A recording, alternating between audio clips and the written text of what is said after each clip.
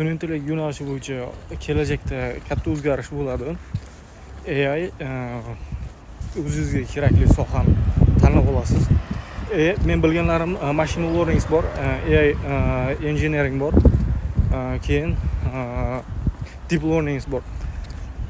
Bularni surishtirib ko'rdim. Ya'ni ko'pincha ma'lumotlar bazasi bilan ishlaydi. Keyin real dasturlar bilan ishlashadi. Ko'proq kompaniyalarga kerak bo'ladi. Bu sohalar o'lmasligi mumkin yaqin kelajakda.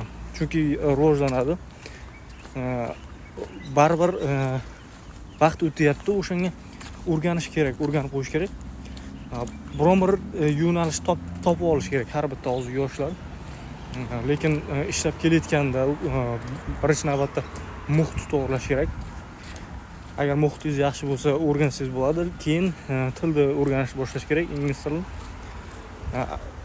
Bu narsalar hammasi bo'ladigan bo'lsa, bemalol vaqt topib o'rgansangiz bo'ladi. Baribir vaqt o'tyapti. O'shanga qo'lingizdan kelishiga harakat qilishingiz kerak.